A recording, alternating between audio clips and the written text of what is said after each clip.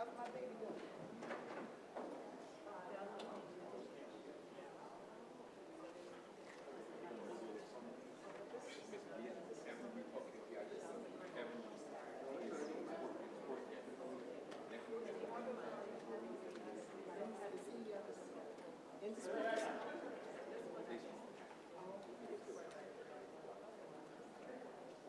right, folks, we're just going to give everybody a chance to get settled in, and then we'll get started.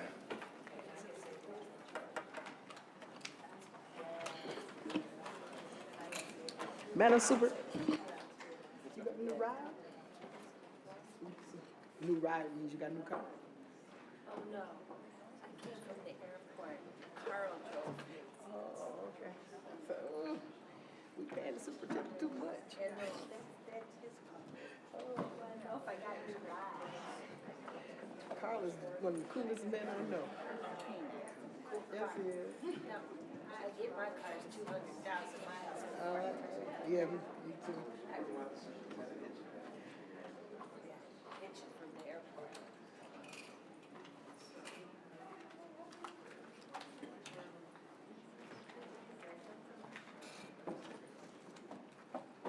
I don't have.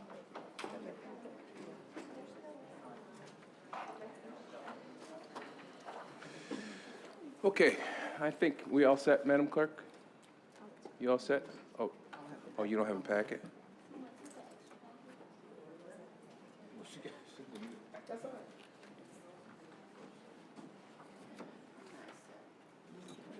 This is yours? Okay. All right. I'm going to call this meeting to order. Today is July the 27th, 2017. A little bit after 6:30, 6 o'clock, I'm sorry. We always begin these meetings with the Pledge of Allegiance. And you all may have seen just a second ago, I walked out into the crowd because, you know, I love to have the young folks do the Pledge of Allegiance. So I had to find a victim. And I think we have one. He and his mom, who is a employee of the Rochester City School District at RIA, I believe. Why don't we give this young man a round of applause? You can just go right over there by the microphone.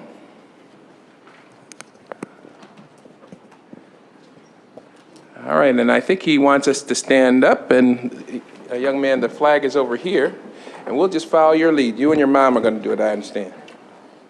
Whenever you're ready. I pledge allegiance to the flag of the United States of America and to the republic for which it stands, one nation, under God, indivisible, with liberty and justice for all. Could you tell us your name? Eli. Eli. What's your mom's name? Jan. And where does your mom work? Ria. All right. Let's give Ian and his mom a big round of applause. Thank you. We have a lot of favorite schools and a lot of good schools in our district, and we don't talk enough about them. But as you all know, RIA is an exceptional place to be educated in this community. It is, in fact, where the American dream is coming alive for a lot of citizens just coming into this country. And we're very proud of the work that Mary and Jen and so many others do. So let's give that group of professionals and the students a round of applause. We really appreciate the work. All right, the next item on our agenda is acceptance of minutes. That's all right, that's all right. Is the acceptance of minutes. We have business minutes from June the 15th, June the 20th, there was a special meeting, June the 27th, there was a special meeting, and July the 13th, there was a special meeting. Can I get a motion to approve those minutes? Been moved by Commissioner Evans, seconded by Commissioner Adams. All those in favor say aye. Aye. All right, that wasn't so difficult. Next item on the agenda, we have two speakers on our speakers list. These are speakers not addressing an agenda item. The first is Peter Birkin. Mr. Birkin? Correct, Birkin. All right.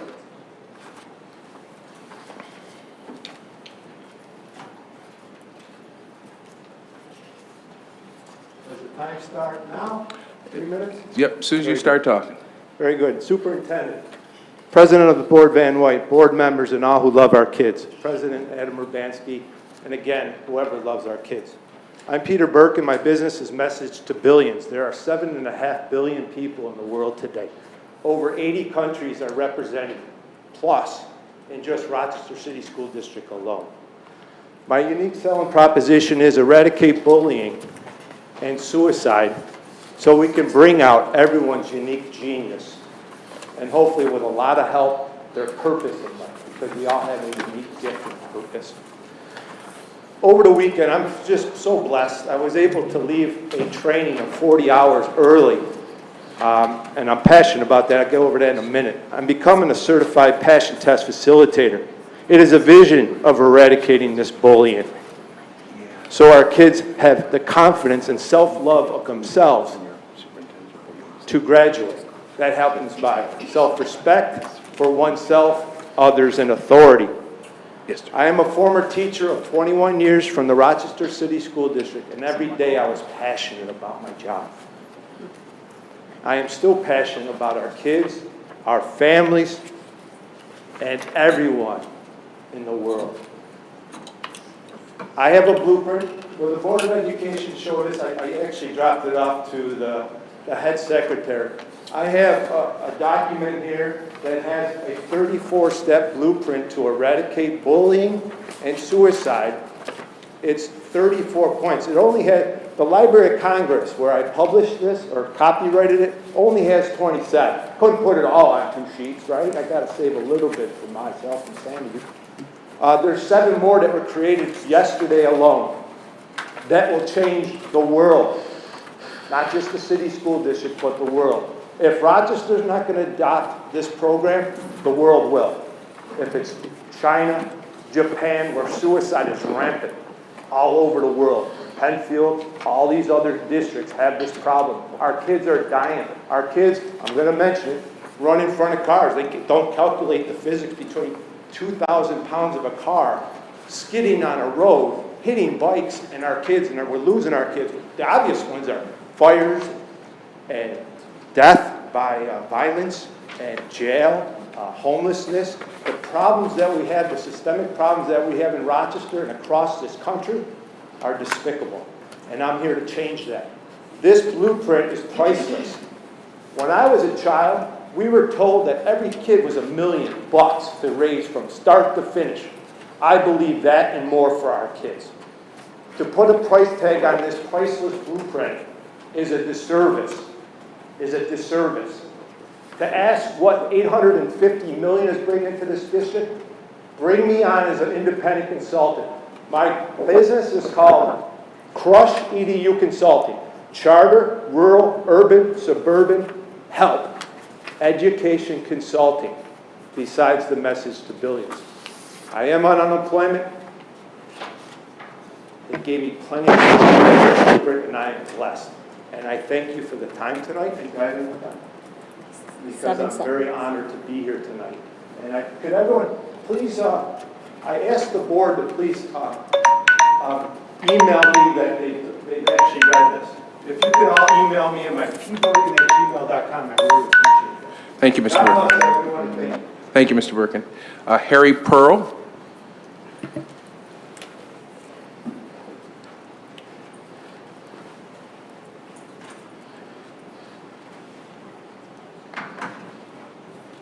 Thank you. I empathize with the gentleman who just spoke about bullying, and I think this is all connected fundamentally with motivation itself. And I'd like to repeat myself again, and I have a handout this time for the board. Thank you very much.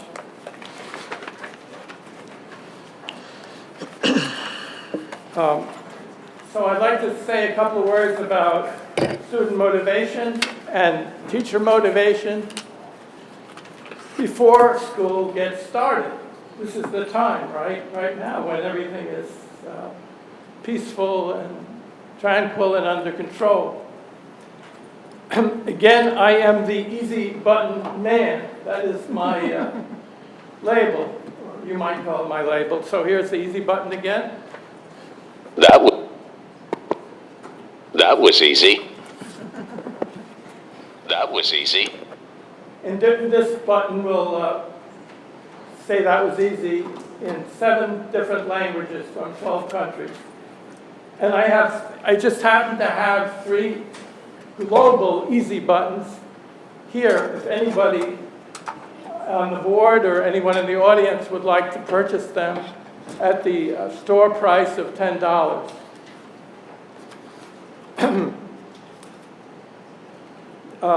So I gave one to Dr. Vargas 5 years ago. At that time, there was just the regular easy button. There was not the global button.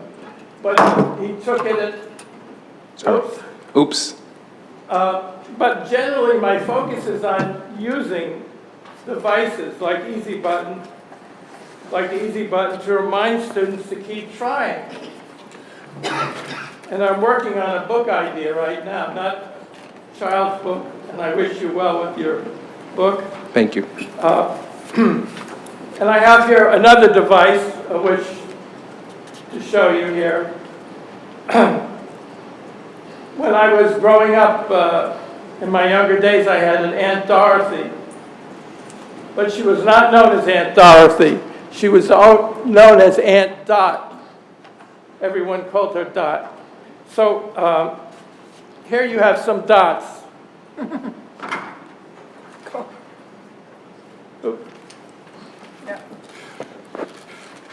Okay, so what I'd like to suggest is that we look, first of all, for simplicity, and education is about connecting the dots, sometimes literally.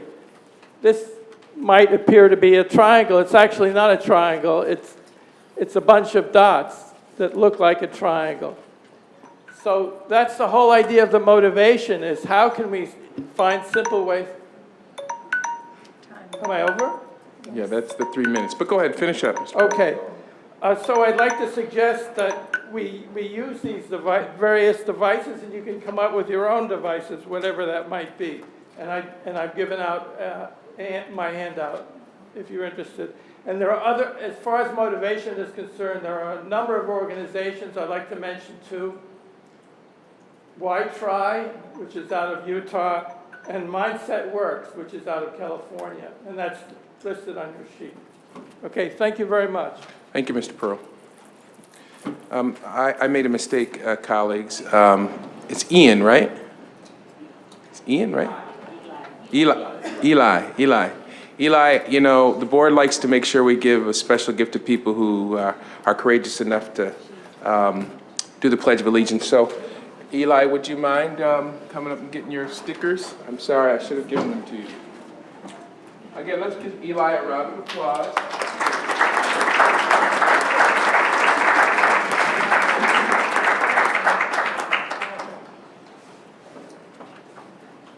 Eli, we really appreciate that.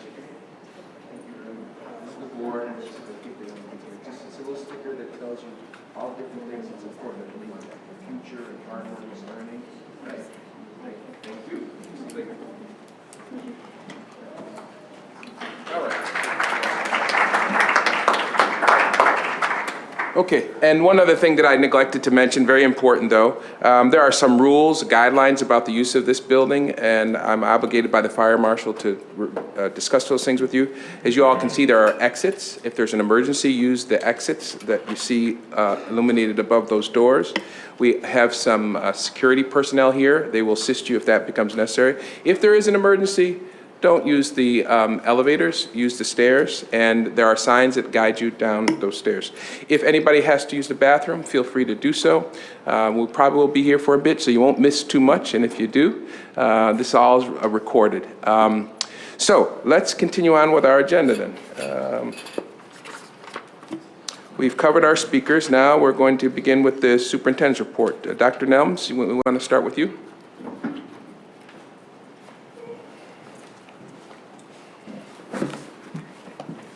Commissioners, Good evening. hope you're enjoying the summer thus far. I provided a written report tonight on our professional learning that took place throughout the 2016-17 school year and the work that's being done this year to address the critical needs at East. So I encourage you to read through that. If you have any questions, feel free to email me. If you want to stop by any of the sessions, I can provide those dates as well. Thank you. That's it? That's it. All right, that's a summer report. I like that. You get applause for that. Any questions? Yeah, any questions from anybody? No. No? No? Malik says no. All right, we appreciate that, Dr. Nelms. Barbara, you're up next. Can you match that? No. So I'll use Dr. Nelm's time. I can name that. Barbara said she's going to use your time, Sean. It doesn't work like that, Barbara. It doesn't? Oh, okay. Well, I thought we shared, but it's okay. That's right. I also have a brief report, not quite as brief as Dr. Nelm's, but I also then will share some of my time with Beth Masidi-Miller, who's just going to give a brief update regarding the School 17 resolution that the board asked us to provide some additional information at this meeting. So I'd like to start by talking about our summer professional development. As you know, high-quality professional learning supports our educators to learn, to do action research, and to improve student achievement. We're committed to creating a professional learning system modeled on the work of Linda Darling-Hammond to bring coherence to professional development within our district. This year, we have connected the professional development of the senior leadership team with our Board of Education to create a strong partnership for the implementation of high-quality curriculum, instruction, programs, and school and district improvement. And we appreciated the opportunity to learn together with you as a Board of Education. We also know that in addition to supporting a tradition here in Rochester of a very strong Rochester Teachers Association career and teaching model, that we have created with ASAR and the New York City Leadership Academy a principal pipeline program. And this is a year-long intensive program that kicks off with an intensive 2-week study and lots of work for this inaugural group of assistant principals and directors. But the work is aligned with equity, relational capacity, innovation, coherence, and accountability for action. And so we're very, very, very appreciative of everyone who helped to make that a reality. We've also linked the district's strategic framework, the priorities, and the DSIP to professional development strategies that build coherence across the district. And we're seeing a lot of alignment with the goals, the strategies, and the resources from our school plans to our department goals, all the way up to the DSIP goals and the emerging strategic work that's being done. You'll see that evidence in the week-long Leaders Summit, which will involve all of our administrators, as well as some invited students, parents, advocates, community partners, and teacher leaders. And the 5-day agenda has been organized around the concepts of equity and the pillars that we have been working on, and those would include improving, promoting the well-being of the whole child, whole school, and whole community, ensuring powerful learning for every student, building the capacity to ensure comprehensive school improvement, and cultivating understanding, partnership, collaboration, and advocacy for equity, justice, and achievement for all students. So we want to certainly invite our Board of Education members. We've outlined the 5 days. As you can see, a lot of the work is focused on the foundational curriculum work that the Rochester Teacher Center has been accomplishing this year, as well as a number of nationally known speakers on developing cultural competence and a deep understanding of racial equity and the work that we need to do around culture and heritage. We are also pleased that Dr. Joy DeGrew is going to be working with our team internally, again, providing a full-day focus on the work of the relationship model of educational intervention. We are very, very pleased that we were able to take the focus on Erica and ensure that the staff development for all of our school leaders is well aligned, and that that staff development will be cascaded and aligned to the rest of the professional learning work throughout the school year. And we thank our labor partners for helping us with this kind of coherent system. Late breaking news, and this is pretty exciting. This past Tuesday, Governor Cuomo and the State Education Department announced that Rochester's approved the Smart Schools Investment Plan for the City School District. We've been awarded a total of $26.9 million, which is the largest award in New York State. This is pretty incredible. I want to express a deep appreciation. Those of you that don't know, Anne-Marie Lehner, Mike Schmidt, and the team kept incredible pressure on in Albany to make this happen. And I really want to thank them for their diligence and perseverance because they just didn't let up. This is going to make a huge difference in terms of being able to make good things happen for our kids. The other thing that I will just mention lastly is that we're working on, as you know, the design of the Pathway Forward plan. And the Pathway Forward planning team will meet again on Monday. And we have invited some partners to come and look at the plan that involves right now data collection. We're in a data collection phase. Once we get our data, we'll begin the deep engagement across the city. We're looking to engage 30,000 voices. As you can see, we have a very large contingent of folks that are doing the public engagement planning work. And the result will be a 10-year educational plan and strategic facilities plan for Rochester City.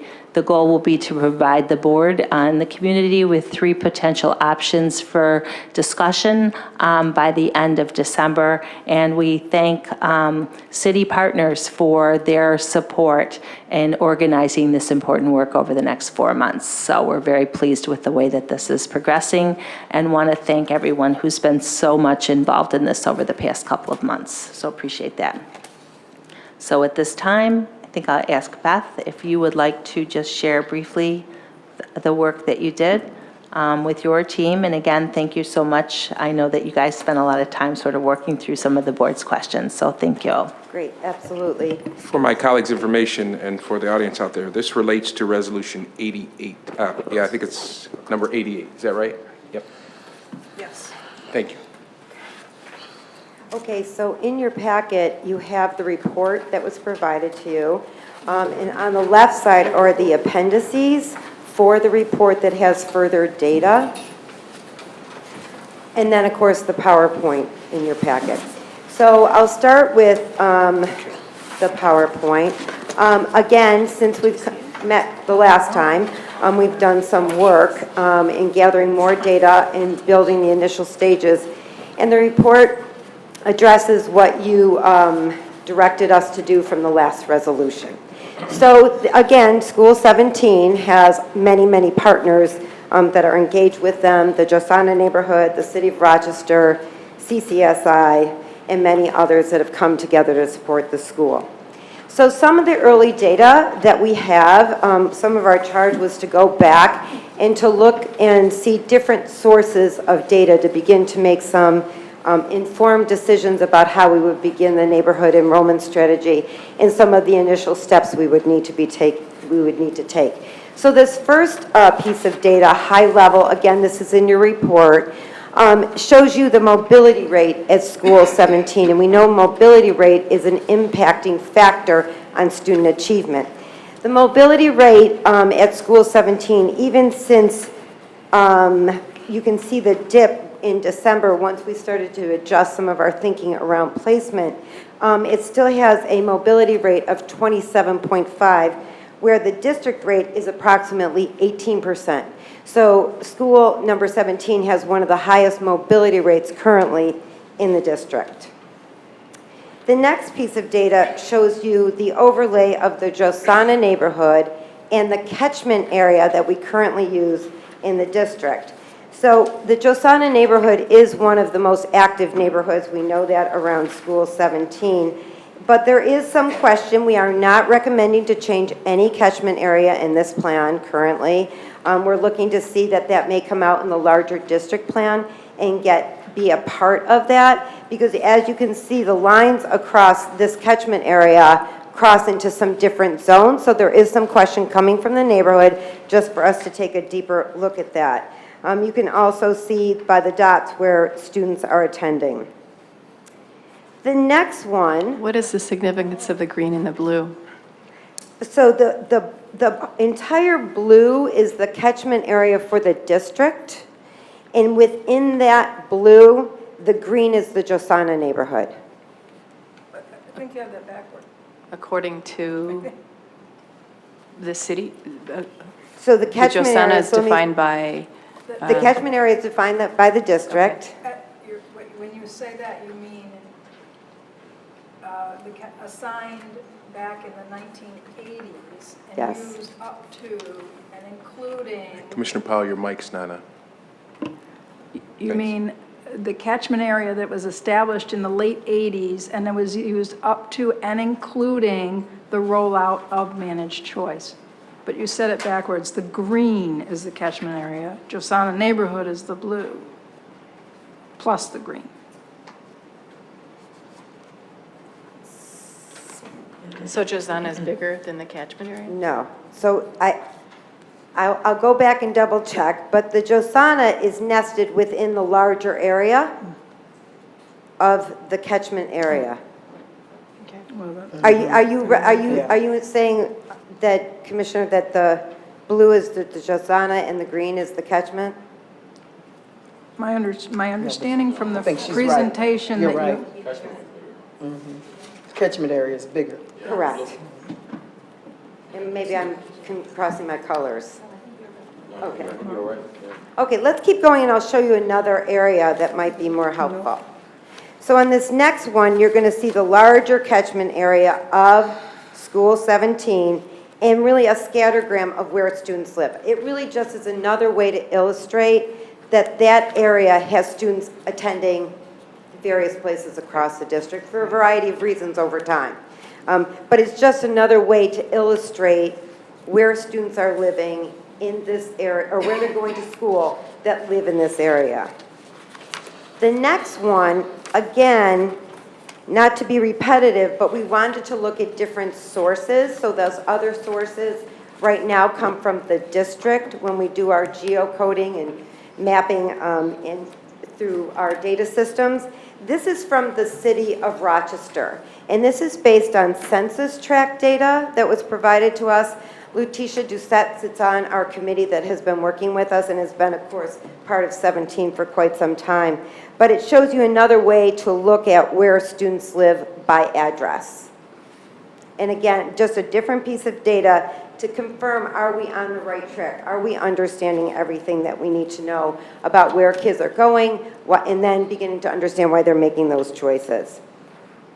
On the next one, when we talk about where kids from 17 go, this is just a wheel. So the bottom part just shows you that kind of scatter across the district, but the top part gives you a higher level understanding of some of the chunks of where students go from 17. So for example, 13% are going to 17 school, approximately 12% attend our charter schools, and about 9% attend our private and parochial schools. The next one is another piece of information when we look at the children that we're currently serving at 17 and the students the children that are living in that neighborhood. So this is high level pre-K through 8. So this was good information for us to begin to look at, do we have all the right programs at 17 as we engage the students to come into a neighborhood school. So on the left you'll see who we currently serve at 17, and on the right you'll see who currently lives in that area. So for example, they serve 26% English language learners at 17 now, but 10% of the total population in that area are English language learners. So we have to just make sure that the needs match the population. So those are the pieces of data that we've been looking at and will continue to look at as we make the larger decisions over the course of the next year. So, just some high-level progress that we've been making based on the work that Katerina and her team have already been doing, and the committees and the community, is that we share enrollment has increased by 40% in the lower grades since 13-14. Primary grades have a larger share of residents, 29% and 38% at pre-K, and then there are declines in the upper grades, about 16%. So we know so we see that the early work is coming with the families coming into the system now. And also, we are working specifically around the dual language program and making sure that the families are coming into that want to access that program. So based on the data, some of our early initial steps for initiating the neighborhood enrollment, and I've just highlighted from your report here, so I can just run down it rather quickly. So we want to communicate phase-in neighborhood enrollment strategies to all families across the area aggressively. We want to make sure people understand that their child can remain at the school and would age out naturally to the top grade or when they transfer, so on and so forth. That we would communicate to all stakeholders that students in the catchment area will be enrolled in 17 and have an option to come out of the school. So as time goes on, students would be automatically enrolled into the 17 area. But currently, students would not be moving. We can't emphasize that enough. They are not moving people around. However, we will talk to every student that is in the kindergarten program now and students around the area and make a face-to-face contact with them. And that is something we're working on with our Office of Early Childhood right now with the school. We'll also make sure we review all new placements coming in.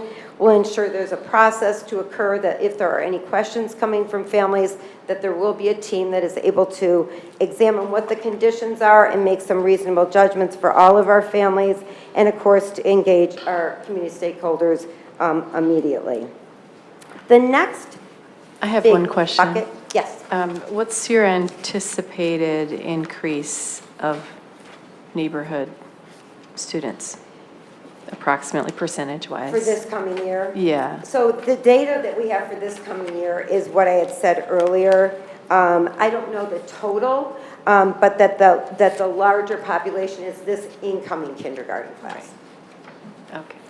So the next big bucket of work, if you will, is looking at some early childhood pieces, natural grade level entry points. At School 17, primarily the entry point is K, pre-K and or K. 7th grade, we have stabilized that community the best we can around the 7th grade. It doesn't get a new section anymore. It now has become a pre-K 8. So a student will flow there. Matter of fact, Katerina was just saying there are some students that have been there since pre-K and now going into 9th grade. We want to create a bilingual dual language classroom in preschool. We've already done that proactively to begin to have a seamless transition from pre-K to K. Personalized recruitment for everybody, again, in the neighborhood, in kindergarten. And some of this work will be now, and some of it will be by November. We're ramping up for the 18-19 school year. So the next couple of months we'll be settling in, and then we're on to moving forward for next year. Again, provide a seamless transition for preschool to kindergarten for neighborhood students. And then specifically, it did ask about the impacts to managed choice. Kindergarten families will still have, obviously, access to the citywide enrollment process, and any changes or opt-outs, if you will, for parents looking for a different choice, we would review that through the Chief of Receivership Schools, the Office of Equity and Placement, and make some decisions around there with a clear process. The next big piece, and I'll just run through this, is develop and implement an enrollment and placement strategy in collaboration with the Office of Student Equity and Placement. We will have, we'll get more in the weeds, of course, on the actual process, but identify an on-site staff member that can help with enrollment and recruitment for 17 school. Identify and ensure all seats are available by grade level strands and for students with disabilities and English language learners. So as you open up a school to serve the neighborhood, you have to make sure you have the right seats in the right place for our students. Ensure on-site enrollment process for families so they don't have to run to different locations. They would be served right there. Review all requests for transfers, again, would occur through a process with the Chief of Receivership Schools and Placement, and also beginning to establish a clearer line for sibling preference and how we would handle that as a practice.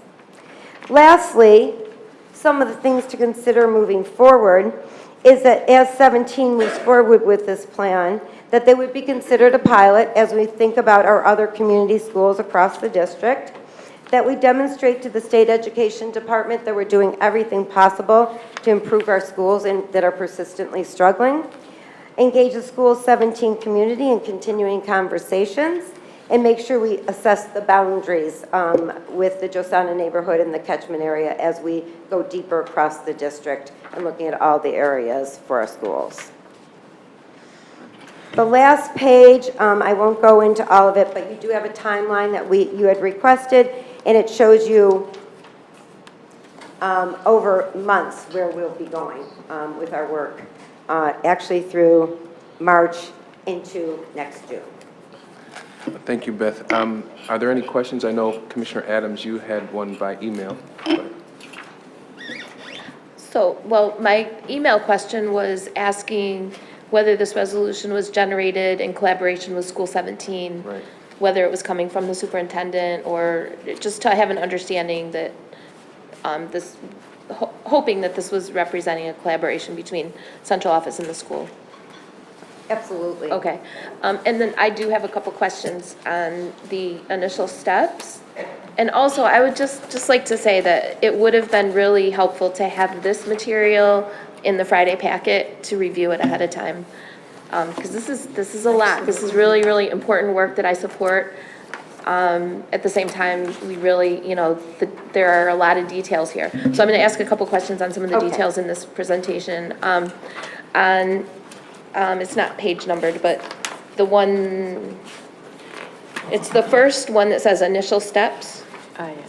And it talks about communication, communicate phase-in, neighborhood enrollment strategy to all families, that one. Yes. The second bullet says communicate to stakeholders that students in the catchment area will be enrolled in School 17 and have an option to opt out based on seat and program availability. I just want to clarify, if this is for this upcoming school year, if this is to be in place at all for this upcoming school year, that this references only entering students, like kindergarten, because that should, in the communication plan, we want to make sure that there's no misconception that everyone who lives in the catchment area will be re-enrolled at School 17. Absolutely. Thank you for the clarification. We went back and forth on the wording, and it should be entering or newly enrolled. That sounds good. And then the other, on the next initial steps page, the third initial steps page, the one that says develop and implement enrollment and placement strategy. And the first bullet is identify an on-site staff member, that page. Yes. When you were reviewing this one, you started talking in the first bullet about requests for exceptions or exemptions would go to placement or the chief or a combination of people. There would be a process for exemption. But, so is this implying that, I just want to understand, I guess, where the opt-out versus opt-in situation is. Right, So people right. have to actively request to not be placed at School 17 as incoming kindergartners, pre-kindergartners. Is that true? That would be, yes. that's Okay, what correct. about so I think you spoke to the valuing of seventh graders coming from the prior sixth grade cohort, correct? Yes. So there will be no direct placement or like need to opt out if you don't want your child to be newly placed as a seventh grader. Say you live in the 17, say you live right near School 17, but you currently attend a K-6. Right. And so you have to find a seventh grade enrollment spot. Would that be automatically School 17 or not? Not. Okay, thank you, that's good. So we are being asked to approve resolution that implements this tonight, correct? Correct. So, But we only just saw it. yeah, I mean, I'm very supportive of this, but 40. I really would like to study it a little more. I'm done. Any other questions or comments? Mr. President? Yep. It just so happens that one of the co-authors of the Managed Choice Plan is sitting in the front row, and I didn't even ask you to be here. So for her benefit, she wasn't here last month, I'll let you know that we were advised that by the Commissioner of Education in New York, in Albany, that we needed to come up with an enrollment plan for School 17 that is somehow different from our district-wide managed choice plan. The motivations, I'm not clear on, but there's some pressure from the mayor, there's some pressure from Josana Neighborhood, there was some pressure from the Farish Foundation. So we're being asked to carve out an exception to our elementary school managed choice policy that you, Shirley Thompson, and I worked on together. And this was sprung on us a month ago. We were given a month to allow the administration to research it and explore what that might look like, and now they're back with their recommendation. So that's what you just heard. Okay. I'm feeling a little bit of whiplash when I look at the chart that shows that the English language learners currently 26%, but that those that live in the catchment area 10%. And then you went on to describe the new installation of a dual language kindergarten or pre-K program. And I'm like, wait a second, if the resolution is asking for neighborhood placement, then the number of non-English speakers is going to drop. Why would we add a dual language program in a school whose non-English speaking population is going to decrease with this plan? I feel like I just got whiplashed. Yeah. I don't understand it. So let me explain a little bit about that. When part of the request was about their signature of their school. Dual language has been one of the signatures of their school. Maybe that's why they have people coming from all over the city? Certainly that is a piece of it, absolutely. But the other thing too is that the question is how many strands? So that would be still having a strand at least run through the school. So then it would have a strand of pre-K through 8th grade. So that was the building in of that. But when we look at the overall picture, when we go back and develop how many strands per grade level, those are the decisions that data tells us we need to be thoughtful about. So that's where that is. So it creates one strand by adding the pre-K. Instead of having no strand at the pre-K. So pre-K did not technically have a bilingual dual language pre-K program. So the team was You're trying saying it started at kindergarten. It started K, correct. So it went to pre-K.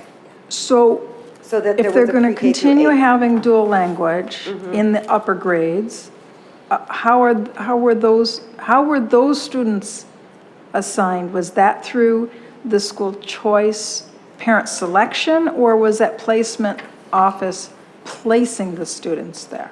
It was a little bit of both, quite honestly, because they have built more of a reputation around trying to have a quality program, which is what some of the early grades are.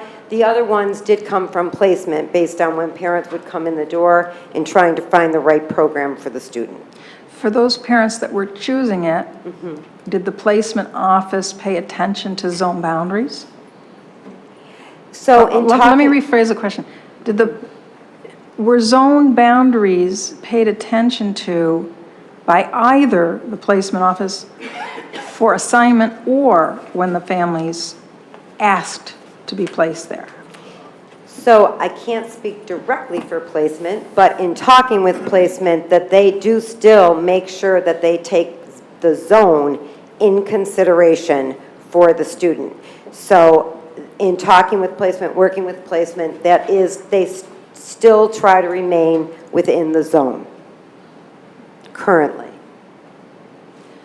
And when we look at this map of the greens and blues, what is the recommendation that you use for the neighborhood, for the new catchment area? Would it be the green? Oh, no, let me be clear, we're not recommending any changes to the catchment area. So let me be clear, so I apologize, is that one of the questions was when it goes district level, when there's a district study, that would be something to look at, is that are these boundaries the right boundaries? And it may come out that they are the same. But that was one of the considerations, because I remember you brought up the last time, Commissioner, about crossing 490, right? I think, right. So that was it. So I want to be clear, we are not recommending in this initial stage to change any boundaries. But if I could push back a little bit. Okay. The Josana neighborhood, what's in green, Correct. actually represents a very reasonable catchment area.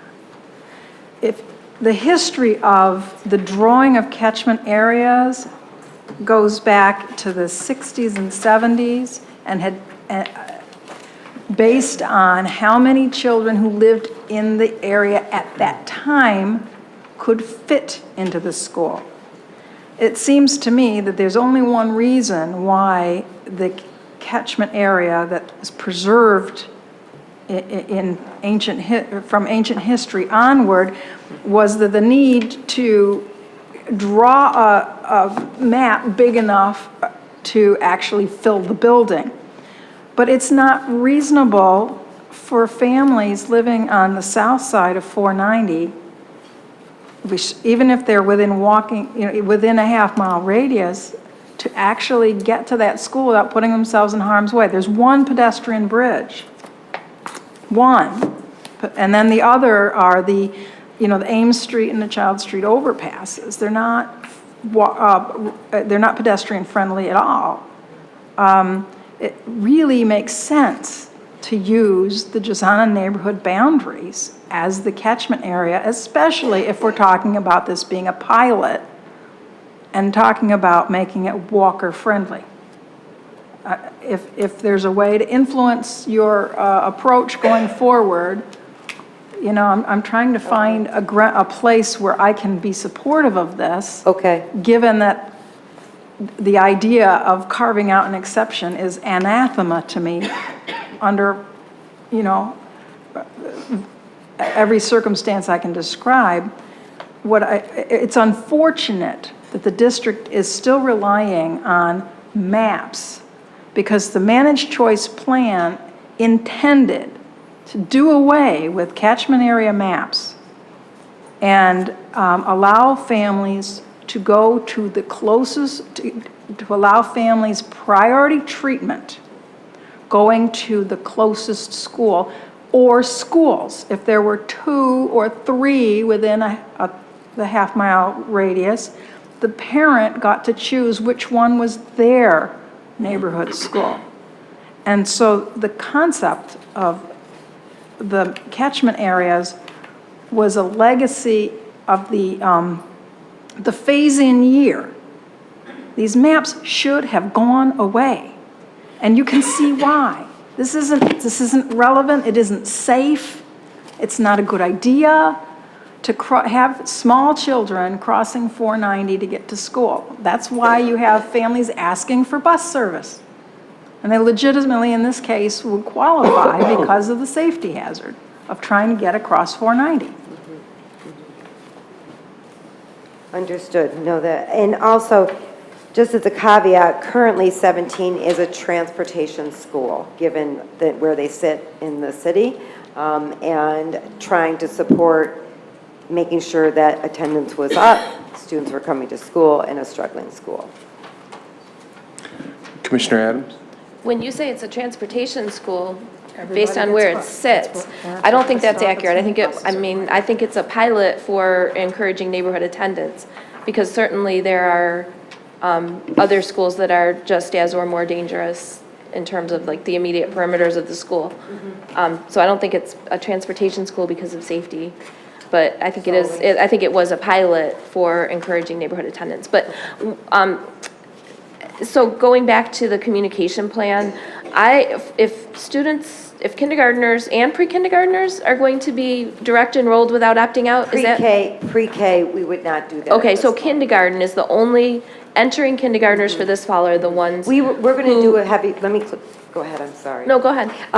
Is that we are going to recruit heavily for pre-K. Okay, But right now, given their grant and other issues, we are heavily recruiting but not enrolling into as a pre-K. So what about families who've already enrolled in kindergarten for the fall?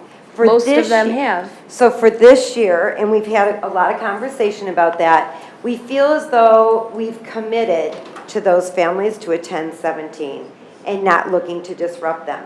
We will reach out to every family to make sure this is indeed where they want to attend, that they selected it, it's their choice. We will do that, but we're not, and again, we had a lot of conversation about that because now they're starting in the system.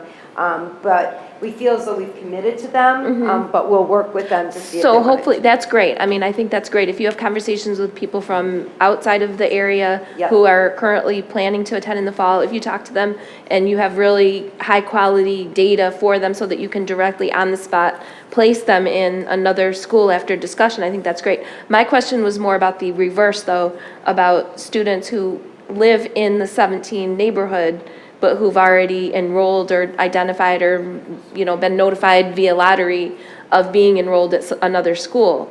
That would not be disturbed. No, that wouldn't be disturbed, Okay. but we're going to reach out to all the families in that area. Okay. The best we can Okay. for this year. And so are there any cases, so people who have so far not participated, entering kindergartners who live in this neighborhood, this catchment area, who have not yet participated in any application, you know who they are, or some of them, not all of them probably. Not all. So Probably most of them you don't know, actually. So will they be direct placed? if they are not enrolled in another school, yes, they would come to 17. Now, that will be something that we'll have to address as we go for the number of classrooms, how many students we have. But once you open up to the neighborhood, you have to make sure you are able to accommodate it. So that's one of the things that we'll have to assess as we go, because as we work through some of the issues. Because I would not, so for Willa's example, suppose you have someone who lives south of Thruett, although I don't think that this is as big a barrier as she does. But anyway, if somebody lived down there and they did think it was very dangerous, say they lived somewhere that was not near one of the safe paths, it was Yep. very difficult. Yep. And they were being direct placed, I would hope we would be open to their desire to not be direct placed this year, Given like the in the location lab. of Yeah. where that could be very well be a consideration. But I mean, in general, You I mean if guess they this fall below the transition year, I would 490? want to be very give and take with all of our families, is I guess what I'm trying to say. I agreed, and Okay. this should, hopefully the spirit of this is the intention. So, Mr. Hallmark? yeah, so my question is, what's the seat capacity? Is it currently undersubscribed? One question. It's slightly undersubscribed, but Okay. the capacity shows about 800 something. But we would have to go back through and do an assessment to make sure that all that space can be used. You have self-contained classrooms that take less students, so we would have to do a further assessment, but a little over 800. Okay, and you also mentioned something about monitoring this, and so the plans for revisiting this and tweaking it or changing it? Yes, there will be a committee of us that'll be working on it, that meeting on a regular basis. Okay. And we'll be putting, again, a person at the building site to work collaboratively between placement, myself, of course, the team, and of course, 17. Very briefly, you mentioned earlier that there was a community engagement process. Very briefly, what was that process? Who was included in helping you put this Yes, together? so initially, we met with a larger, broader team, including Charles Settlement House, Farish Foundation, CCSI, families, teachers, RTA members were there.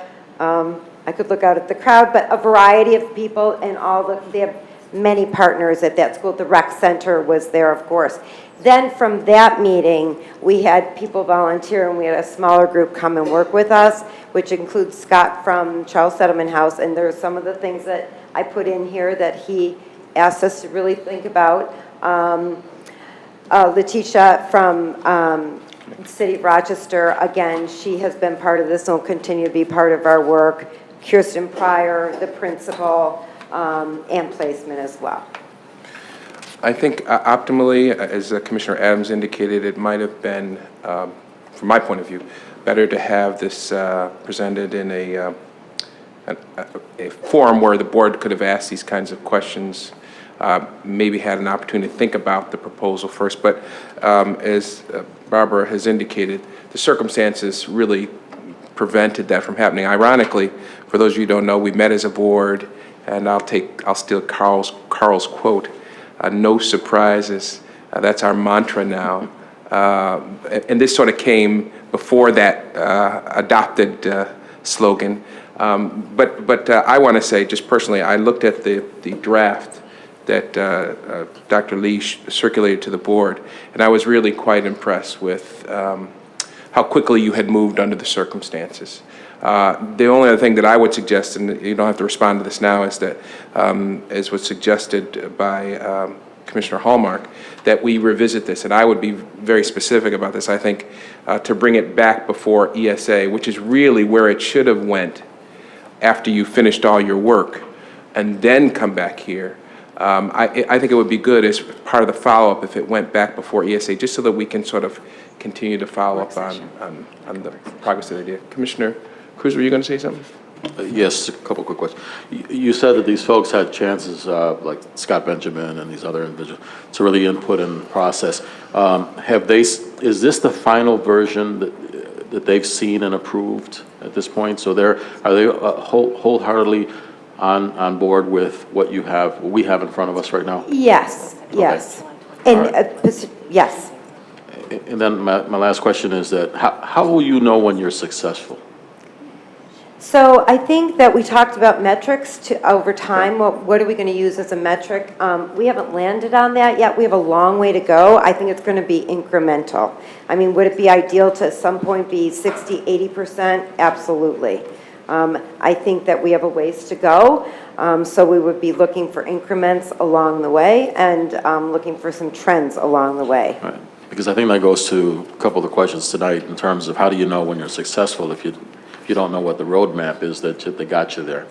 So I think it'd be interesting to get information on what that roadmap looks like.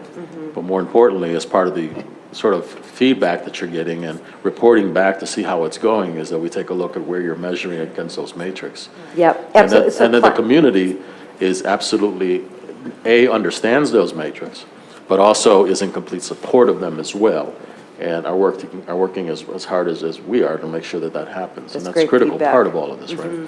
So, Absolutely. but that's an important part of this as well. Thank you, Mr. President. All right.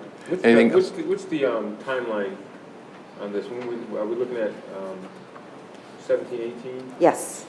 So that means that there's planning that needs to be taking place now. August 1, right. So once we're done here today, This page. we'll be moving forward. We've already done some work to build the community anyway, but this will be our official work moving forward. Any other questions or comments? And there's a resolution in the packet. 88. Yep. If this is to be treated as a pilot. If this is to be treated as a pilot, when are we going to get closure on the pilot and make a permanent, pilot by definition is not permanent. Are we going to make be presented with a final proposal at the end of the superintendent's work on reviewing the entire capacity placement decision, or are we going to be, which is only December, the report's only in December, or are we going to be looking at doing a board review of this 1 year hence, or 9 months, or? So because we also talked about the word pilot, so let me not misuse that word, is that when they go to do the bigger district, part of the committee wanted to be sure that they were seen as they can come in with pros and cons, things that worked, things that didn't work. That was part of what that was intended to mean. But certainly we can come back at any time and give you updates, absolutely. So because the resolution doesn't have a sunset clause in it. It doesn't say, the resolution Correct. doesn't say that we're going to review this in a year's time.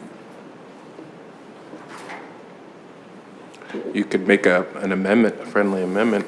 We're not at that point yet, but, It went, right, when we discuss resolutions. Right. Any other questions or comments? All right, thank you very much. Thank you very much. Appreciate it. Okay, thank you, Barbara, for your report. Any other questions for the superintendent? There being no further questions, let's move on to board reports. And the reason why we're going to do that is the bilingual council apparently is meeting today or met today, so they're not reporting today. The parent advisory council, they don't meet during the summer, so we don't have a report from them. And the student rep was not available today. So that moves us to Commissioner Powell. Well, the policy committee did meet, but if I could take a point of personal privilege first. Last weekend when we did our retreat, and I won't talk about the substance of the retreat, don't want anybody get panicky. One of the poster presentations keyed in on the superintendent's core values statement, ERICA, equity, relational capacity, innovation, coherence, and accountability. And they used the train metaphor. This particular poster session was on professional development, so there was a little pun in there about training, and they used rainbow-colored trains throughout their poster board, and I thought I'd try to find a way to say that I was on board with that. So All right, Commissioner Powell got her own. we have a train with 5 windows, and right now each window has a letter. E for equity, All right, R yeah. for relational Oh, she's really capacity, on board. I for innovation, C for coherence, and A for accountability. Choo, choo, choo, choo, choo, choo, choo. Let's do the sound effects So now. I thank you, Commissioner, but I'm going to have to ask our Executive Director of Special Education, Mary Pauley, to come up and take this train. I don't know if Chief Simpson is here, but we have to give our Special Education Department in particular credit for having designed a wonderful plan for students with disabilities and their families. So Right. you can take All that. right. Well, This looks like, and one of the it's like the Grammy Awards. Hold it up and see. So, and the concept of special ed came up, and curiously, rainbow puzzle pieces is a symbol for autism, and most of their poster session also had all the colors of the rainbow on their train. So I thought, in the context of special ed, it had a double significance that. So I, may not have been best time management or priority setting, but I spent the day painting those colors onto that train. Well, I really do appreciate it. Thank you very much. And also, thank you for the beautiful honeycomb and sharing that as well. So appreciate that. Thank you. All right. So my report. The most important thing about my report today is, we met on June 29th, and there were two policies that we approved to recommend that are in your packet as discussion items today. We're trying to fast track it by a month. We've already provided you written copies that count as the information item stage of our policy adoption process. So next month is when we will vote on them. But the two that we'll be discussing today at the end of our agenda is policy on de-escalating student emotional behavioral problems and the policy on field trips and international travel. So if you have strong opinions on either of those, we will have an opportunity to talk about them. They were recommended by our Chief Legal Counsel, Mr. Christoph, and they were unanimously approved to present. The rest, I really think you can just read it on board docs. That'll expedite matters. Our next our next meeting is scheduled to be August 15 at 6 p.m. Thank you, Commissioner Point of Rao. order. I believe that one of the other policy that was expedited is the policy looking at the protection of immigrant students and families. That was in the same category as the de-escalation policy.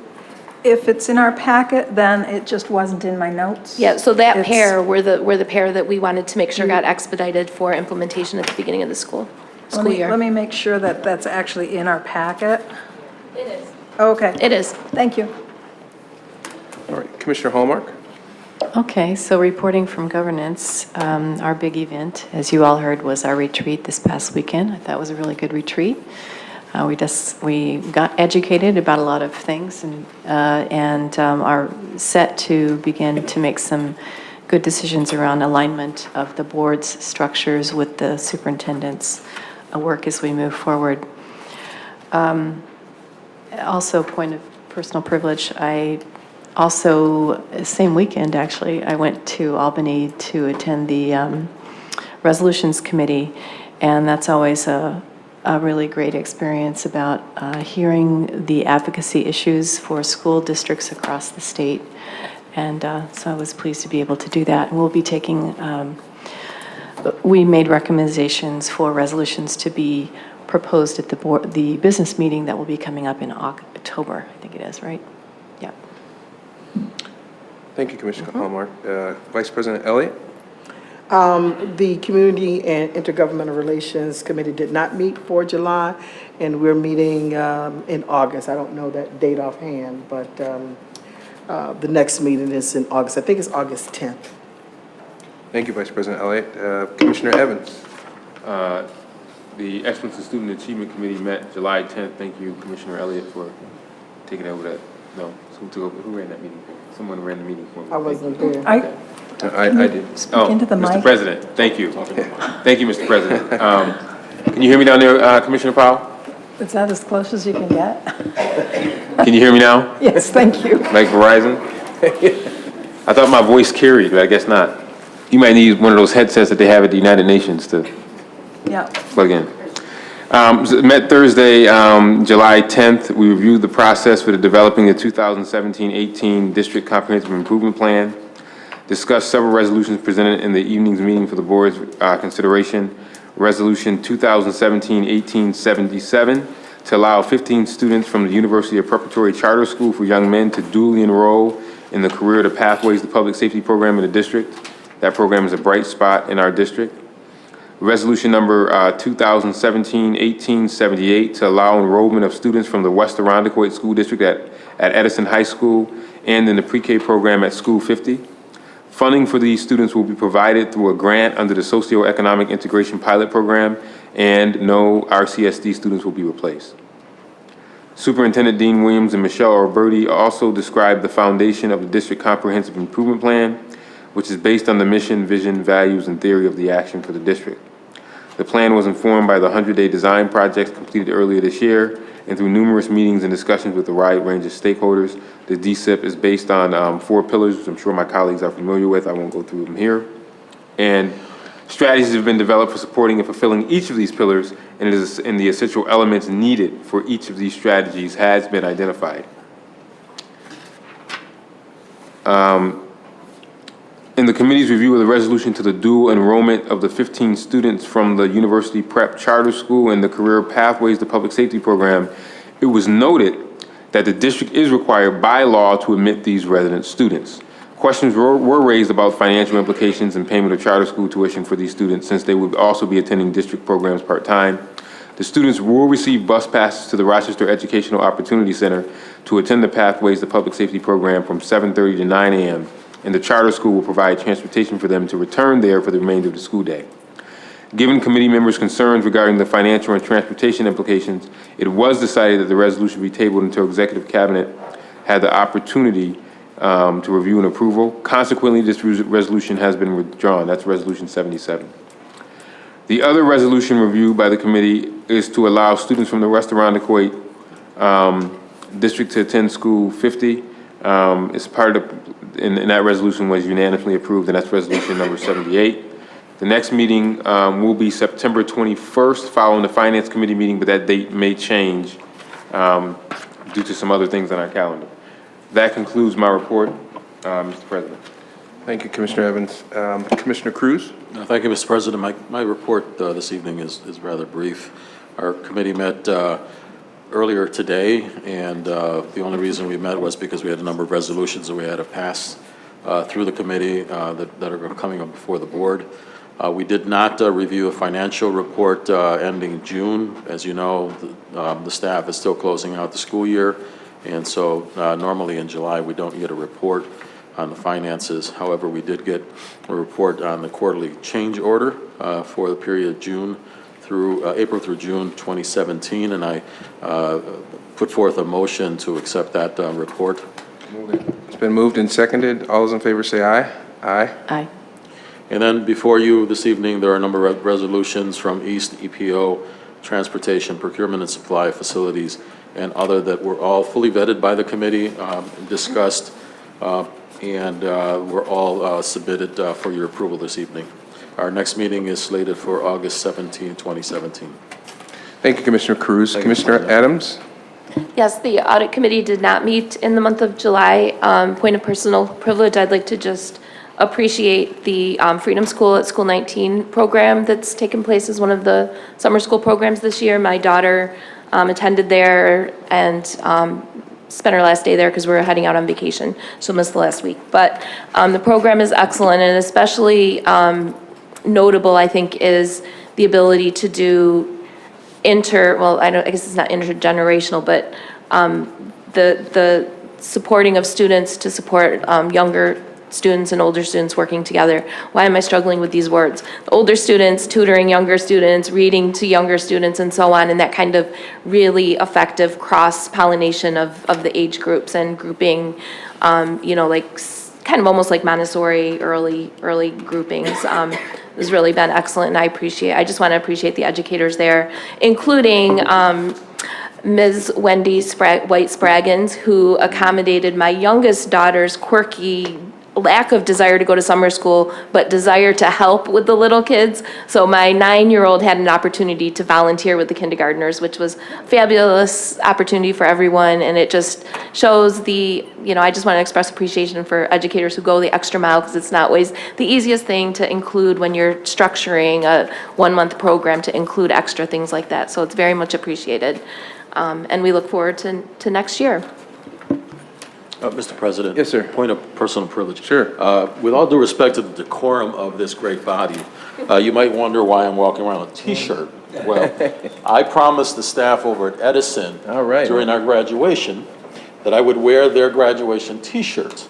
And it's got the name of every student who graduated and came across that stage. And there were over 200 kids. And the stories were just absolutely unbelievable. So I promised I'd wear it tonight. Go Edison, they did a phenomenal job this year. The staff should be commended.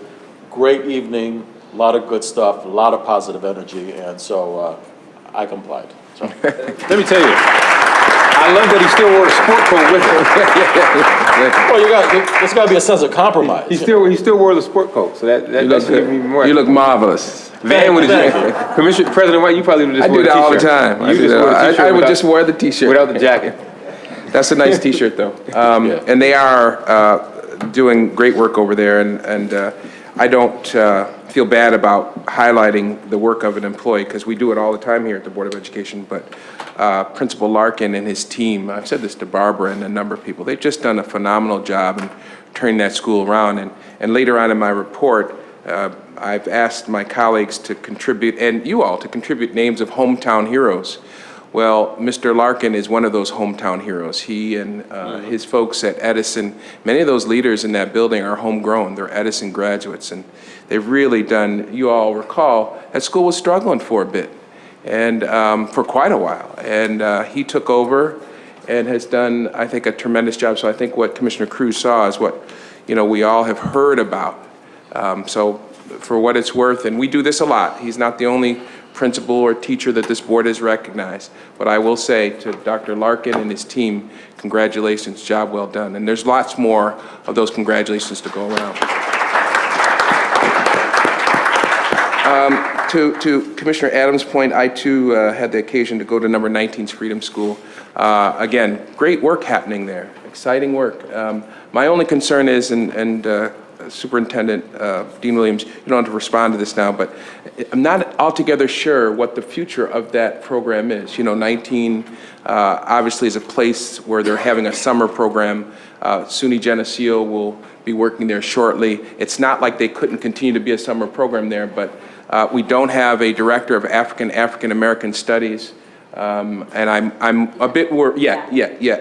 And I'm a bit worried about the future of this program, that if anybody has gone to, and the board was instrumental in this happening, because as you all know, Need has their own Freedom School, and it's independent. Actually, it's quite independent even of the Center for the Children's Defense Fund. But the board saw the value in that a few years ago and said, hey, listen, we'd like to have our own. And Jinga St. Louis did a great job. She's now there as the principal, the summer school principal, doing her thing. And it's, as Commissioner Adams said, it's a really good program over there. So I hope that, Barbara, you will look into that and show the support that other superintendents have shown to make sure that continues next year. Actually, Commissioner Evans and I used to talk, and others may have as well, that optimally, I think it would be actually wonderful if we actually had a Freedom School year-round. So that's obviously way down the road, but they do good work, and I know they were trying to get you over there to read, but I know your schedule's very busy. In terms of the retreat, Liz, Barbara, and all of your team, it was a wonderful retreat. I know each of my colleagues would have said this had we had the opportunity. I wanted to highlight something without giving away all the detail. One of the things that I thought was very almost precedent-setting about this retreat was, for the first time, we were having a conversation with the leadership team. And it was a two-way conversation. And they were telling us what their ideas were, and they were open and willing to hear what our response was. That's how Barbara had set it up. And that really had never happened. I've been on this board 8, 9 years, and I said this during the retreat, and I got a lot of nodding heads. I don't ever recall that happening. And that's real progress for this district, because now leaders are understanding we're all at the same table. There's no one person with a cape on that is capable of jumping over tall buildings with a single bound. It is a team of people, and teams have to listen to each other, and I saw that happening. So thank you, Barbara, for that. We really appreciate that effort. In terms of committees, I did want to report that you all know, my colleagues know, you folks know, we have a team of standing committees. They are responsible for vetting basically all the proposals that the superintendent brings in front of us and her team brings in front of us. They happen on a regular schedule. You can find the meetings of these committees on the district's online calendar. I would encourage the public to attend. These are open meetings. Anybody can attend. And the conversation that you don't see happening here on all these resolutions is because they've been fully vetted before these committees. I don't want anybody to think that we haven't, there's probably hundreds, maybe millions of dollars worth of public dollars being spent today when we pass these resolutions. I do not want you to think for a minute, those of you watching on TV, those of you sitting in the audience, that we haven't discussed these proposals. We have, but we've done it in a committee structure, and you're invited to attend those meetings. On occasion, this Board of Education establishes special advisory committees pursuant to its bylaws. We've most recently established a special advisory committee on school climate and I want to thank Commissioner Adams, and I know she would have me say, because it's the truth, she, along with a whole host of community people, help make that committee possible, along with the good work that happened to our code of conduct. This group will spend some time making sure that we keep true to our promise to the community about restructuring our code of conduct and making sure that our schools are safe, but treat all of our students fairly. I also want to thank Kalia Wade. Did I pronounce your first name correctly? She does we got staff here that that do a lot of work, and they really don't get any recognition. Ms. Wade, Ms. Flanagan, they are two such people, and I know she'll be very embarrassed when I say this, but Malik will sympathize with me on this. Our staff people do a lot of good work, but I tell you, Dr. Lee, Shanae Lee, she gets it done. And, you know, and I see Malik shaking his head, and I see a lot of other people shaking their head. And she doesn't get the credit. She doesn't want the credit. And I said there's nobody walking around here with a cape, but she does all that and raises a family. And I think it's important that we say this as a board to her, because none of this stuff would happen without her. I mean, you all know the kind of, we sit up here and we read like we know what we're talking about. Most of us have had staff people prepare this stuff. And even before the preparation, the work that has to take place to keep the machinery going, the work that I think makes this board really unique and special happens because of our top-notch staff people, Ms. Wade, Ms. Flanagan, and Dr. Lee and I, and Deb Mans in accounting, and Anissa, thank you. I'm getting old, folks. So I think it's important that we take the time to thank the people that allow us to lead with distinction and ability. I also want to thank Anne Marie and Nathan. I saw Anne Marie earlier on. I want my colleagues to know that this smartphone app, we rejected it. I rejected it a few months ago because it just didn't do what I think the board would want it to do. And Anne Marie and her team were not deterred. They went back to the vendor that you guys approved. And I think we're going to have a smartphone. They demonstrated for me yesterday. We're going to have a smartphone app that nobody else in this country has. It's going to allow parents to look at whether their kid has the right regents to graduate. It's going to allow parents to look at whether their kid is reading at grade level. Things that parents need to be accountable themselves. So I want to thank Anne Marie for that. We've made real progress on that. Two final remarks. I asked my colleagues, and I would encourage you all, if you know of hometown heroes, people who we can bring before the board at our monthly business meetings and present to this community as examples of what this district generates and produces. I was at the parent festival, and I ran into a mother who graduated from the district, who was doing great things, but she wanted to make sure that I knew that her daughter was the black princess for Disney on the Disney's Broadway production of The Princesses. So we've got a lot of good people, and I know all of us can think of folks now. Look at one of our hometown heroes just walked out, and I was going to talk about him. Malik Evans is a graduate of, he'll just have to watch this on tape. Malik Evans is a graduate of Wilson High School, and most recently, you got that picture of Malik? Now, in addition, I said Shanae is raising a family. Well, you all know Malik is raising a family too. But in addition to all his work at home, he has found the time for many years to move this community forward. And thankfully, I know he's gotten lots of recognitions, but the Warner School on Horizons recognized Malik very recently, I think it was July 19th last week, for his work on summer learning. So he's not here to hear the applause, but can we give Malik a round of applause? And that concludes my report. I have a very special song, as I do. You know, we close out our meetings with a good song with good news, and you'll just have to wait to hear that song. So let's move on with our agenda, and that would have us consider resolutions number 5 through 18. Can I get a motion to discuss resolutions 5 through 18? So moved. Been moved by Commissioner Hallmark, seconded by, oh, we don't need a second. Any questions or comments regarding these East High School resolutions? Did I? We need a second. Oh, I seconded it.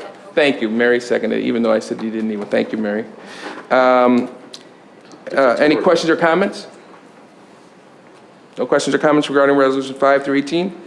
All those in favor of resolutions 5 through 18 say aye. Aye. Any opposition?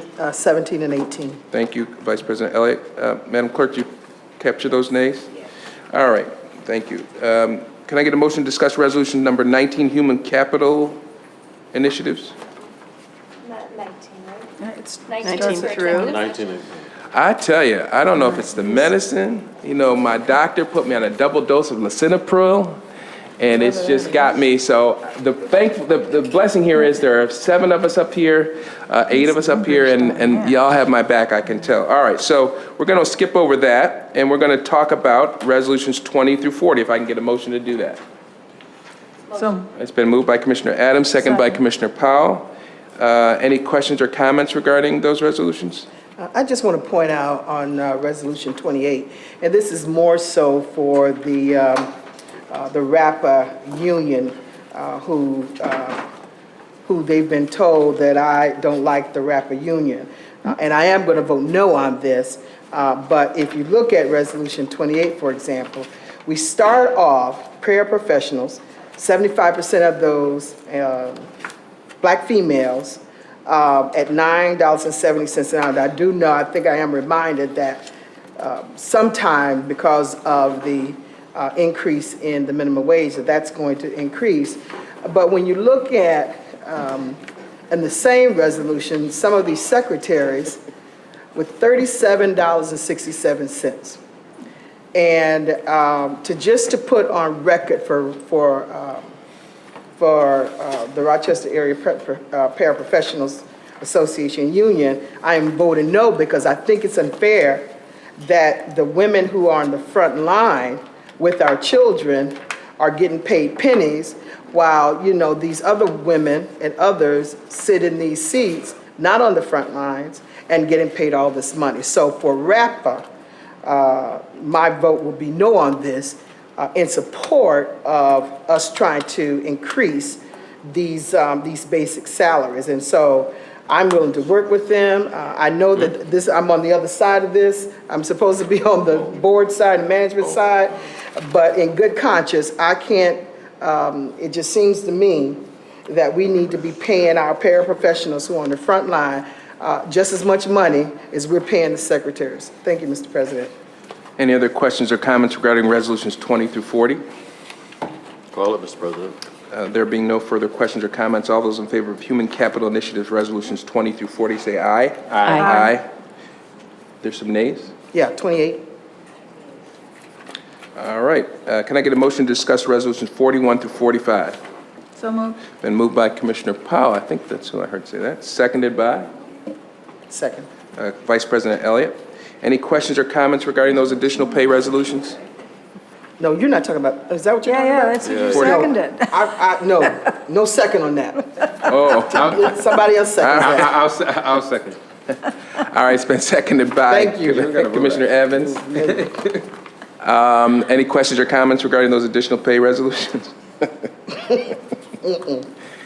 There being no further questions or comments, all those in favor of resolutions 41 through 45 say aye. Aye. Any opposition? You know. Of course. You already know. No. You know, right? You already All know. right. You can surprise us. Can I get a motion to discuss resolution 46? Move it. Been moved by Commissioner Evans, seconded by Commissioner Adams. Any questions or comments regarding those resolutions? 46, budget, those are budget and transportation okay. resolutions. Yeah. There being no questions or comments, all those in favor of resolution 46 say aye. Aye. Aye.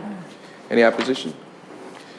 All right, I need a motion to discuss resolution 47 Move through it, Mr. 40. President. Been moved by Commissioner Cruz to discuss procurement and supply resolutions 47 through 49, seconded by Vice President Elliott. Any questions or comments regarding those resolutions? I just want to, if Yes, I could Commissioner say, Powell. I'm delighted that Lift Bridge is getting the contract again for books. As an independent bookseller and not one of the big national chains, and local, it's great to see that we're able to keep our dollars in our community and support independent bookstores that are otherwise struggling. I mean, I know they won it fair and square, it's bidding process, but I just have to call that out. Thank you. Excellent point. That's great. Any other questions or comments regarding procurement and supply? There being no further questions or comments, all those in favor of resolutions 47 through 49 say aye. Aye. Motion to discuss 50 to 72. Move it. It's been moved by Commissioner Cruz, seconded by Second. Commissioner Evans. Any questions or comments regarding educational facilities resolutions 50 to 72? Just that we discussed these earlier today in finance. Any other comments beyond Commissioner Evans' comment? There being no further comments, all those in favor of resolutions 50 through 72 say aye. Aye. Any opposition? And finally, ladies and gentlemen, we have resolutions 73 through 88, and of course, we've already discussed at length, resolution number 88, but your comment, the floor is open for further comments or questions regarding any of those resolutions. Move it. And moved already. All those in favor of resolutions? Oh, I'm sorry, I wanted to Yeah, absolutely. make a comment on 79. Yes, ma'am. I just wanted to thank you, Superintendent Dean Williams, and your staff for working through the situation with School 44 being a little bit ambiguous during this current year. So I very much appreciate your writing and development of a resolution to suspend the closure of School 44 pending the outcome of your more comprehensive assessment of facilities and programs. Appreciate it. Any other comments or Yeah, questions? Yes, Mr. Commissioner. President, Yes. at 87, I just want to, I don't have a specific question other than I want to feel confident that we've got a good plan here that we're submitting to the state. Can we trust that this is a comprehensive plan that's being sent to the state? All right. Barbara? That's all I gotta say. Would it be fair for me to share our private conversation about what other school districts do in this regard? I think that for now, let me just say this. Commissioner Evans, that you had an opportunity to have Michelle, also I know Commissioner Adams, you were present. You asked questions and reviewed the plan. I think she described to you how it was designed and that it is stronger this year than she believed it has been in the past. The alignment is stronger.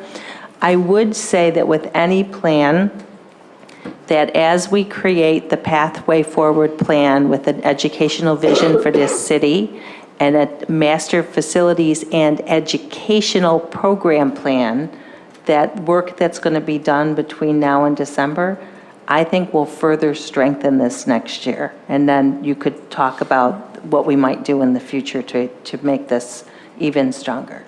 Yeah, well, I think in the past we have had district improvement plans presented in committee or in work session, but we haven't been very consistent about it. And Barbara was telling me as we walked in that other districts, this is like the most important work they do.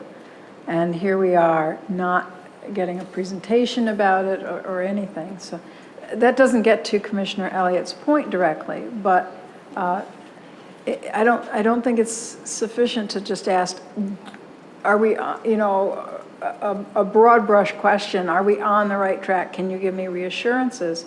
We should be this is an area where we should be getting a detailed report, and I hope that next year that will happen. So what I can do is offer this. Certainly, this board has seen a lot of information on equity, relational capacity, innovation, coherence, and accountability. But in the plan itself, the 4 pillars with the 4 strategic goals under each pillar that are research-based and aligned now with the DSIP and with the teamwork, I think would warrant an additional deep dive into understanding why these were selected and where they came from. The preference, of course, would be that we would be able to, on the night the board adopts it, present it to the entire board so that we could have any questions of individual board members answered. I believe that the strategic framework then forms the basis for aligning human, material, and fiscal resources to support the direction that is outlined here. I will say that I think it is much stronger than it has been in the past. I think that we have work to do in terms of looking at more specific equity outcomes and finding additional measures that would help to strengthen our capacity to understand whether we're making an impact, and if so, how deeply and how quickly. With that being said, I also know that I recently asked for some additional deep dives into your data with heat maps and other kinds of infographics that would, I think, provide the board with some additional insight into how deep we're trying to go with this. And it's something that we're trying to build this year. So I'm hopeful that during the Pathway Forward monthly reports, we'll be able to share some of that, but that we could work toward next year, this maybe being a full board presentation could be considered by commissioners. So, thank you. Well, I think, let me just say that if we approve this and it's going to the state, I don't want this board embarrassed. I mean, we are trusting that this work is done with integrity. Except, when I've seen these plans in the past, I just question people's ability in terms of answering the questions, and it seems to be quite simple to me. But it seems what has happened in the past, Madam Superintendent, is that people have just wrote something up and not followed through with the plan itself. So I have evidence and experience to not to be confident with this plan. So I'm just basing it on experience, and so I'm just hoping that, when it's submitted, this board doesn't come back with egg on its face. Commissioner Adams? So just for clarity, I attended the presentation when this was presented, and I'm not sure that this came through clearly. This is the district-wide comprehensive plan as opposed to the individual school level plans, and it was noted to us that we had an exemption, delay or something granted, an exemption for the time frame, so that the individual school level comprehensive improvement plans won't be due until in the fall. And 2 points I would like to make is, one, the importance of school-based planning teams in that process, especially in a district as large as ours and in a district where representation and involvement of parents and community are so important and so lacking, and compared to, wealthier districts, suburban districts, where there's a demand mentality among parents, and it's second nature. It's just a given that parent viewpoints, parent expectations will be represented and will come through. We struggle with that here. And I know that, and it's common to many large urban districts. We struggle with that. And so I would just want to emphasize the importance of the school-based planning team process, parent representation, community representation, and having that be like a really, really important focus for that framework of equity, the ERICA framework, to be applied down to the school level so that we have really powerful school improvement plans. And then the other thing I want to remind us is that a couple years ago, when we approved the funding stream for the educational experts, the outside educational experts that we are required to contract with, we had added clauses that required them to report back in a public forum about their findings, again, at the school level.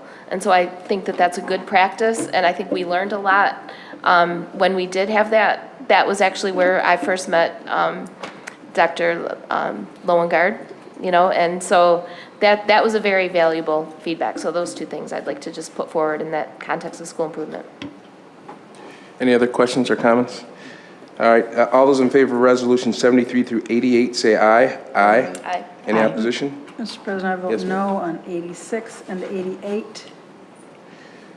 Madam Clerk, you recorded those noes? Thank you. All right, that would move us to unfinished business. There is none. To new business, that portion of the agenda references those policy changes that Commissioner Powell referenced earlier. Any further discussion on those items? Yes, Mr. President. Yes, ma'am. What came to mind when I read the first two lines of the 5600 policy was the situation that occurred with our EPK class at Charles Settlement House with School 17. When a child who was, I think, 3 years old had to go to the bathroom, and the people over there would not allow the child in.